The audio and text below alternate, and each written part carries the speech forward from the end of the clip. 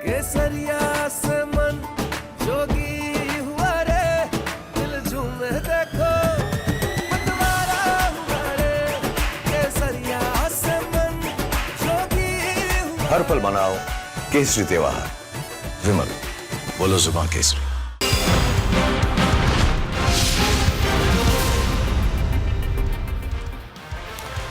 नमस्कार, बहुत स्वागत है आपका। मैं हूं आपके साथ विवेक।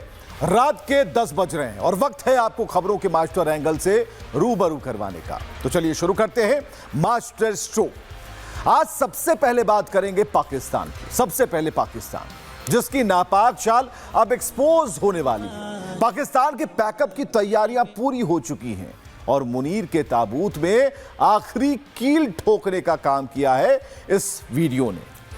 जरा पहचानिए, और शायद पहचान गए होंगे आप। पाकिस्तान के पूर्व गेंदबाज शोएब अख्तर हैं। ये रावलपिंडी एक्सप्रेस के नाम से मशहूर थे, लेकिन इनके भाई के जनाजे में कई ऐसे लोग पहुंचे जिनसे मुनीर की आतंकी गाड़ी लड़खड़ाने लगी। पाकिस्तान का पटरी से उतरना बिल्कुल तय है और इस जनाजे में आतंकी ब्रिगेड लश्कर के मुखिया हाफिज सईद का बेटा तलहा सईद और पहलगाम हमले का मास्टरमाइंड सैफुल्लाह कसूरी भी शामिल था। अब ये तो जनाजा तो हो चुका, लेकिन इस वीडियो के दम पर भारत ने एफएटीएफ में पाकिस्तान का जनाजा निकालने की तैयारी पूरी कर ली है। एक रिपोर्ट दिखाते हैं आप।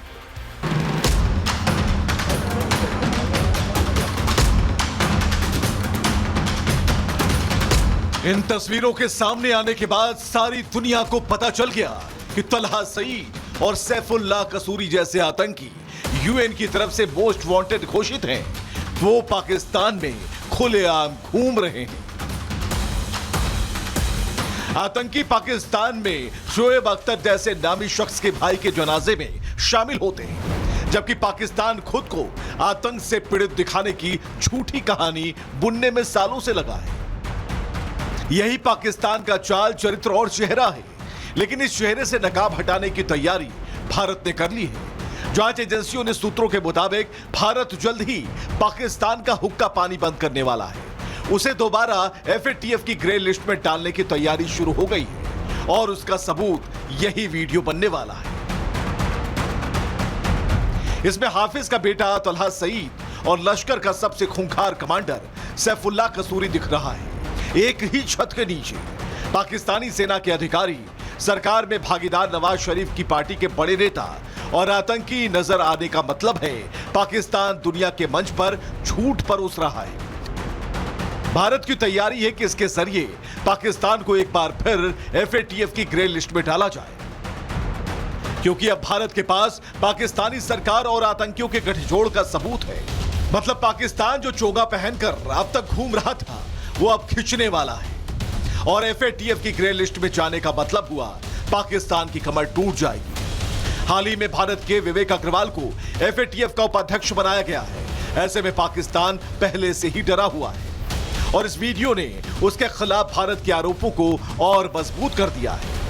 पाकिस्तान इस बात से डरा है, अगर वो एफएटीएफ की ग्रे लिस्ट में आया तो उसकी कंगाली दिवालियापन तक जा सकती है, क्योंकि एफएटीएफ की हिट लिस्ट में आने के बाद उसे विदेशी बैंकों से मिलने वाली रकम रुक जाएगी और यहां तक कि वर्ल्ड बैंक से मदद के नाम पर जो भीख वो जुटा रहा है, उस पर भी फुल स्टॉप लग सकता है।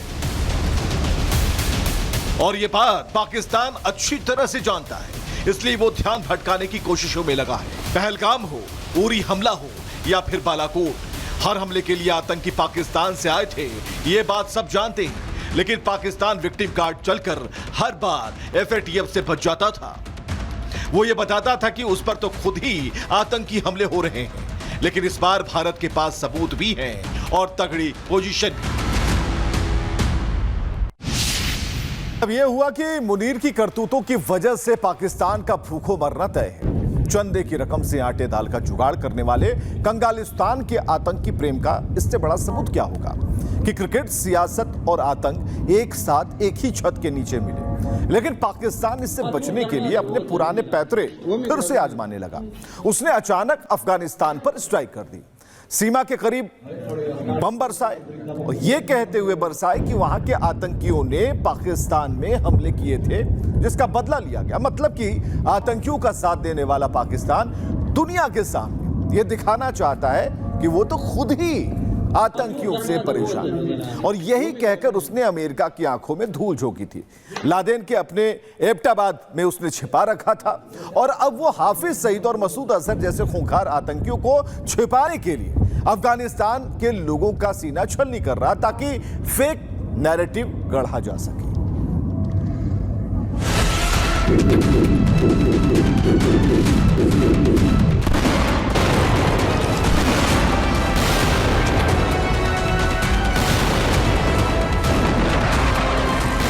आतंक परस्त पाकिस्तान का गेम ओवर होने वाला है। घबराया पाकिस्तान फिर वही कह रहा है जो वो बौखलाहट में करता है। पाकिस्तान ने एक बार फिर बेगुनाहों पर बम बरसाया। अफगानिस्तान से लगने वाली सीमा के पास मुनीर की फूकी हुई फौज ने आसमान से बमबारी की। पाकिस्तान ने एक बार फिर वही किया जिसके लिए वो जाना जाता है, पीछे से वार, निहत्थों पर हमला। हाल ही में कराची में मुनीर की सेना पर हुए आतंकी हमले का बदला लेने के लिए पाकिस्तान ने अफगानिस्तान के कई इलाकों को आधी रात में दहला दिया। लेकिन बुज़दिल पाकिस्तान के टारगेट पर तालिबानी लड़ाके नहीं बल्कि अफगानिस्तान की आम आवाम थी। बेगुनाह लोग थे जिनका ना तो जंग से कोई लेना देना है ना ही हमलों से, लेकिन फिर भी उन पर गोलियां चली, बम बरसाए गए। पाकिस्तानी सेना ने खुद ये ऐलान किया कि उसने अफगान बॉर्डर के पास एक प्लान मिलिट्री ऑपरेशन किया। इसमें ग्राउंड ऑपरेशन भी शामिल था और हवाई हमला भी। मुनीर की सेना ने दावा किया कि इस ऑपरेशन में उसने 29 आतंकियों को मार गिराया। पाकिस्तान के मुताबिक ये वही लोग थे जो कराची समेत पाकिस्तान में हुए हमलों के लिए जिम्मेदार थे। लेकिन हकीकत ये नहीं। वहां से जो तस्वीरें आई उनमें साफ दिखा कि पाकिस्तान ने अपनी फितरत के मुताबिक निहत्थे और बेगुनाह लोगों पर बम बरसाए। अस्पतालों में बच्चों और बुजुर्गों की लाइनें लग गई। तालिबान सरकार का मानना है कि इस हमले में कम से कम 36 लोगों की जान गई और ये संख्या बढ़ सकती है। अफगान नागरिकों के मुताबिक पाकिस्तान ने आम लोगों पर हमला किया और जब कुछ लोग उन्हें बचाने के लिए बढ़े तभी आसमान से गिरा एक और बम उनकी जान के लिए काल साबित हुआ। चलिए, पाकिस्तान की बात हो गई, लेकिन आज की दूसरी बड़ी खबर उस मानसिकता से जुड़ी है जो बस अलगाव, धर्म और जिहाद की भाषा को समझता है, पढ़ता है, पढ़ाता है। खबर 27 जून की है, लेकिन अब जाकर इस खबर के मायनों का पता चला है। तेलंगाना के निजामाबाद जिले के अरमूर में एक स्कूल है, नाम है भारत चंद्र स्कूल। इसमें पढ़ाने वाले टीचर्स और व्यवस्थापकों के ऊपर एक खास धर्म को प्रचारित करने का आरोप लगा है। मामला हिंदू छात्रों को कलमा पढ़ाए जाने से जुड़ा है। वहां बच्चों ने अपने घर वालों को बताया कि मास्टर जी उर्दू पढ़ना लिखना सिखा रहे हैं। घर वालों को पहले ये बात मजाक लगी, लेकिन जब बच्चों की कॉपियां देखी गई तो उनके होश उड़ गए। ABCD और क ख ग घ सीखने गए बच्चे उर्दू के हरफ सीख रहे थे और तो और कई कॉपियों में गुड और वेरी गुड भी लिखा मिला। मतलब ये क्लास लंबे टाइम से चल रही थी। इतना पता चलते ही बच्चों के जो पेरेंट्स हैं, अभिभावक हैं और हिंदूवादी संगठन हैं, वो लोग पहुंच जाते हैं स्कूल और बीजेपी के कई नेताओं ने वहां पहुंचकर जमकर हंगामा किया। तब जाकर उस टीचर को सामने लाया गया जो बच्चों को उर्दू पढ़ा रहा था। उनका गुस्सा इस कदर भड़का कि उन्होंने टीचर की पिटाई कर डाली। लेकिन स्कूल के प्रिंसिपल ने इस घटना पर लगाम लगाने के बजाय उल्टा बीजेपी के कार्यकर्ताओं के खिलाफ FIR दर्ज करा दी। प्रिंसिपल ने शिकायत की कि बीजेपी वाले जबरन स्कूल में घुस आए, वहां हंगामा किया, मारपीट की, उनका मोबाइल छीनने की कोशिश की। हालांकि इन सबके भी स्कूल की तरफ से यह बात स्वीकार कर ली गई कि बच्चों को उर्दू पढ़ाई जा रही थी, लेकिन उनका मानना था कि उन्होंने कुछ भी गलत नहीं किया। देखिए, नहीं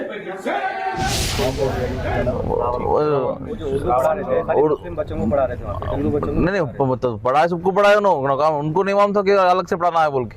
और आगे 3 ही दिन और 3-4 दिन और स्कूल को आके उन्होंने सेकंड लैंग्वेज पढ़ाने के कुछ भी परमिशन लेना पड़ता है? नहीं, जरूरत नहीं, वो तो हक है ना भाई तेलंगाना का गवर्नमेंट का। वो फिर वो जब आपको पूछे जब वो कहीं को नहीं बोले, मुझे क्या सब मारा पीटी शुरू कर, हमारा तो बात ही नहीं करने दिया। मैं मारो वहाँ के सर का। तो देखिए, कहीं उर्दू में क ख ग घ के जरिए कलमा पढ़ाने का तरीका तो कहीं पहचान छुपाकर हिंदू लड़कियों का अवैध धर्मांतरण। मध्य प्रदेश के जबल से एक साथ दो खबरें आती हैं और लव जिहादी अपने काम में लगे हैं। कोई डॉक्टर के वेश में हिंदू मां बहनों का धर्मांतरण करवा रहा है, कहीं नाम बदलकर गजवाए हिंद का झूठा सपना देख रहा है। लेकिन इतनी बात तो तय है कि ऐसे तमाम जिहादियों का हिसाब भी हो रहा है। जबलपुर में लव जिहादी की सरेआम पिटाई हुई, जिस पर आरोप लगा वो डेंटिस्ट है, पढ़ा लिखा डॉक्टर है, मतलब सफेद कोट और काली सोच का बिल्कुल एक कॉकटेल जैसा। कैसे उसके धर्मांतरण वाले खेल से पर्दा उठा, ये भी देखिए।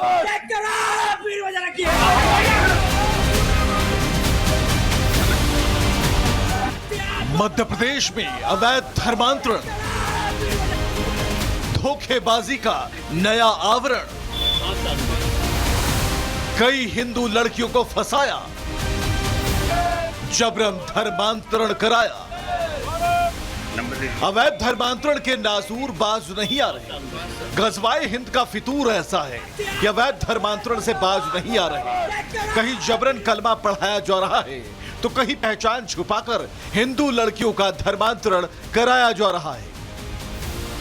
मध्य प्रदेश में भी एक ऐसा ही मामला सामने आया, जहां एक युवक ने अपना नाम ही नहीं बल्कि अपनी पहचान बदलकर कई लड़कियों को अपना शिकार बनाया। मध्य प्रदेश के जबलपुर में अवैध धर्मांतरण का मामला सामने आया है। एक डॉक्टर पर नाम बदलकर धर्मांतरण का आरोप लगा है। सैयद इशाक असरार कई हिंदू युवतियों से शादी कर चुका है। एक हिंदू युवती से हैदराबाद में तो दूसरी से जबलपुर में शादी की थी। सैयद इशाक असरार डेंटिस्ट के तौर पर काम करता था, यहां तक कि उसने अपना नाम बदलकर आधार कार्ड भी बनवाया था। डेंटिस्ट संचालक ने बताया कि उसने अपना नाम राजकुमार बताया था। पुलिस ने बीएनएस की धारा 69 के तहत एफआईआर दर्ज की है। बोला था कि वो हिंदू बन चुका है, तो उसके पास एक आधार कार्ड था राजकुमार के नाम से, तो इसने यही बोला था कि मैं अभी हिंदू हूँ और मेरे पहले पत्नी के साथ डिवोर्स कंप्लीट हो चुका है, ये बोल के मेरे से शादी किया था। और शादी के 6 महीने के बाद फिर मुझे छोड़ के ये तीसरी लड़की के साथ भाग गया। लेकिन गलत काम का गलत नतीजा होता है, मामला छिप नहीं सका। विश्व हिंदू परिषद के कार्यकर्ताओं ने मदन महल थाना इलाके में स्थित डेंटल स्क्वायर क्लिनिक में जमकर हंगामा किया और इशाक को पकड़ लिया। फिर उसका जुलूस निकाला गया और विश्व हिंदू परिषद बजरंग दल के कार्यकर्ताओं ने आरोपी को पूरे शहर में घुमाया।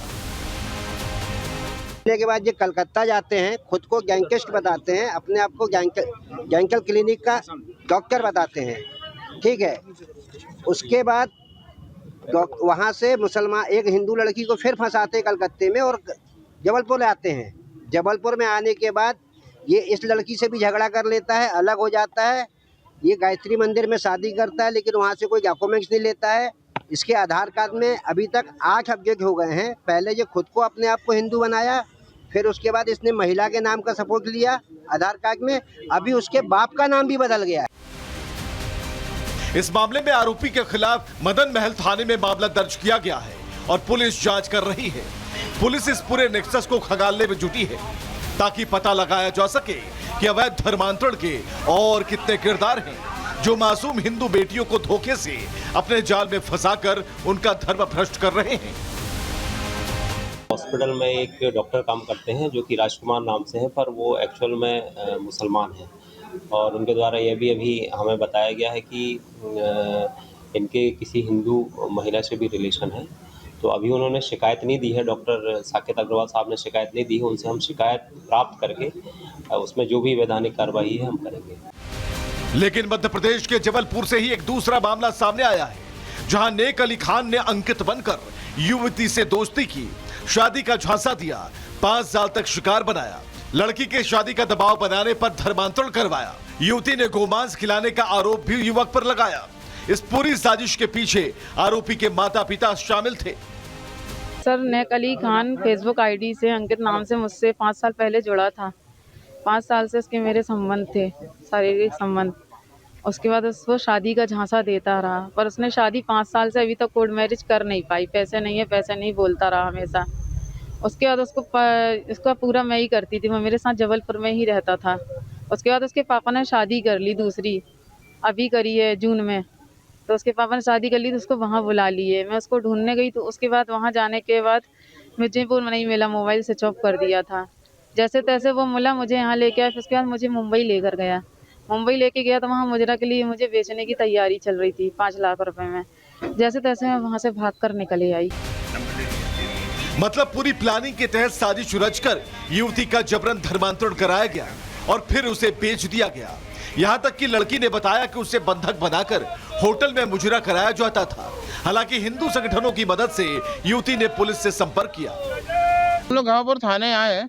एक जो लव जिहाद का मामला है, ये लड़की है यहीं घावापुर थाने रहने वाली, एक लड़का था उससे अंकित बन के फेसबुक में दोस्ती करता है, फिर उसके साथ 5 साल रिलेशन रखने के बाद जब शादी का ये दबाव डालती है तो वो उसको मुंबई लेके जाता है और वहाँ पर उसके साथ जबरदस्ती करता है, गौ मांस खिलाता है, उसको धर्म परिवर्तन के लिए बोलता है और माँ के साथ मिलकर उसको बेच जाता है 5 लाख रुपए में। लेकिन लड़की बहुत मुश्किल बच के आई है वहाँ से। वही हम लोग पास यहाँ पर आई है, तो हम लोग यहाँ मामला दर्ज करा रहे हैं वो लड़की के ऊपर। पीड़िता के शिकायत पर पुलिस ने जांच शुरू कर दी है, लेकिन ये कहानी भी फेसबुक के जरिए दोस्ती और फिर धोखे के स्क्रिप्ट की बाकी घटनाओं की तरफ इशारा करती है। द्वारा एक ज्ञापन सौंपा गया है और किसी मुस्लिम युवक द्वारा उनको शादी का झांसा देकर लगातार 5 वर्षों से शारीरिक शोषण किया जा रहा है। इस संबंध में जांच करके वैधानिक कार्रवाई की जाएगी। क्योंकि महिला जो युवती है लगभग 1.5 महीना पहले हमारे पास आई थी और उसने उसके खिलाफ रिपोर्ट दर्ज कराई थी कि मेरे साथ में ठीक ढंग से नहीं रह रहा है और हम लिव इन रिलेशन में रह रहे हैं। इस संबंध में हमने गुम इंसान रजिस्टर्ड करके बॉम्बे भेजा भी गया था और लगभग वहाँ 10 से 15 दिन रहने के बाद युवती यहाँ पे आई है। हम पता कर ले वो व्यक्ति कहाँ का है और किस विशेष ढंग से संबंध रखता है। तो जबलपुर में जो हुआ एक उदाहरण है। हालांकि एक साथ 2 मामले सामने आए, लेकिन ये मामले कहां तक फैले हुए हैं, पुलिस की जिम्मेदारी है कि इसका पर्दाफाश करे और पता लगाए कि ऐसे कितने लोग हैं और सबसे बड़ी बात कि ऐसी घटनाओं के पीछे हाथ किसके रिमोट पर है। धर्मांतरण वाली सोच का इलाज है यूपी के सीएम योगी आदित्यनाथ के पास, जिनके लिए कानून सर्वोपरि। उत्तर प्रदेश में मुख्यमंत्री योगी आदित्यनाथ ने सपा पर हमला बोला। अगले साल होने वाले विधानसभा चुनाव की तैयारियां जोरों पर हैं। योगी चुन चुनकर अखिलेश पर हमले कर रहे हैं, फिर चाहे वो राम मंदिर का मुद्दा हो या फिर मुहर्रम का जुलूस। योगी के निशाने पर अखिलेश यादव। प्रदेश की जनता जनार्दन ने इनकी साइकिल को पंचर करके इस लायक बना दिया कि वो चलने ही न पाए। अब उन्हें चंदा मिलने जा रहा है, न चढ़ावा मिलने जा रहा है और न वोट मिलने जा रहा है उनको। यूपी के CM Yogi Adityanath full form में है। निशाने पर है समाजवादी पार्टी और हमले एक से बढ़कर एक हो रहे हैं। जब बबुआ को समय पे जगने की आदत हो, 12 बजे सो करके उठेंगे, 2 बजे तक तैयार होंगे, फिर 5 बजे जिम चले जाएंगे, तो गरीब की पीड़ा को सुनने की आदत कहां। सीएम योगी आदित्यनाथ ने अगले साल होने वाले विधानसभा चुनाव के लिए तैयारियां शुरू कर दी हैं। पीलीभीत पहुंचे योगी आदित्यनाथ ने समाजवादी पार्टी को हाथों हाथ लिया। उन्होंने सपा राज्य में होने वाले दंगे फसाद को आधार बनाते हुए अखिलेश यादव पर सीधा हमला बोला। के लिए तो फुर्सत अपने परिवार के अलावा दुनिया के लिए इनके पास कोई फुर्सत है ही नहीं। परिवार तक सीमित रहने वाले लोग समाज का कल्याण नहीं कर सकते, देश का कल्याण नहीं कर सकते। और इसीलिए तो उत्तर प्रदेश की जनता जनार्दन ने इनकी साइकिल को पंचर करके इस लायक बना दिया कि वो चलने ही न पाए। योगी राज में पहली प्राथमिकता लॉ एंड ऑर्डर है, इसमें कोई दो मत नहीं। यहाँ तक कि मुस्लिम धर्मगुरु और मौलाना भी इस मामले में योगी की तारीफ के कसीदे पढ़ते नहीं थकते। मुहर्रम का त्योहार यूपी में शांतिपूर्ण तरीके से बीता, जिसके बाद मौलाना शहाबुद्दीन रजवी बरेलवी ने इसका सेहरा योगी के सिर पर बांधते हुए अखिलेश पर तंज कसा था। मुहर्रम का त्योहार, ताजियों का और आलम का जुलूस बहुत शांतिपूर्वक पूरे देश में और ख़ास तौर पर उत्तर प्रदेश में चल रहा है और शासन व प्रशासन के इंतजामात व्यवस्थाएं भी चुस्त और दुरुस्त। यानी योगी राज में लॉ एंड ऑर्डर से कोई खिलवाड़ नहीं चलेगा। पीलीभीत में योगी ने सपा के माफिया कल्चर पर जमकर निशाना साधा। उन्होंने तब के यूपी और अब के यूपी की तुलना करते हुए ब्रह्मोस वर्सेस कट्टे का रिकॉर्ड सामने रख दिया।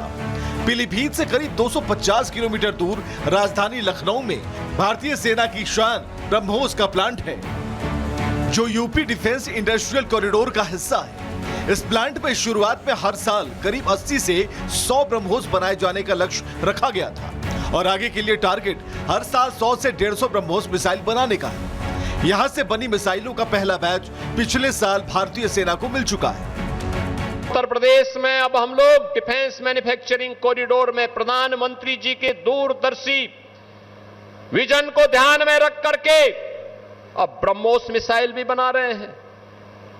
इस समाजवादी पार्टी के लोग तो कट्टा बनाते थे, कट्टा।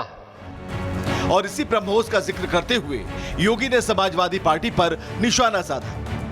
हालांकि इन सब के बीच अखिलेश ने राम मंदिर में चढ़ावा चोरी के मामले को हवा देने की कोशिश की। अखिलेश का इरादा था कि बीजेपी के हिंदू वोट बैंक पर सेंध लगाई जा सके, लेकिन प्रभु श्री राम ने सच्ची चोरी खोल दी है। सनातनी घबरा गए हैं कि भाजपाइयों से भरोसा उठ गया उनका, क्योंकि ना अब उन्हें चंदा मिलने जा रहा है, ना चढ़ावा मिलने जा रहा है और ना वोट मिलने जा रहा है उनको। लेकिन योगी के पास सपा के इस दांव का एंटीडोट भी पहले से मौजूद था। उन्होंने अखिलेश के अयोध्या वाले दांव के बदले मथुरा ट्रम्प कार्ड फेंककर अखिलेश की बोलती बंद कर दी। अब मथुरा की बात करिए। अगर सचमुच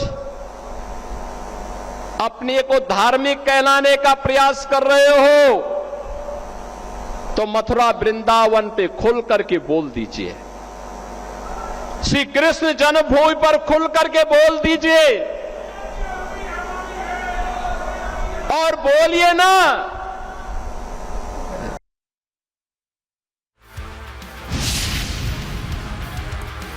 तो यहां रुकेंगे एक छोटे सा ब्रेक के लिए। ब्रेक के बाद तुरंत आते हैं और आज की एक और स्टोरी बताते हैं।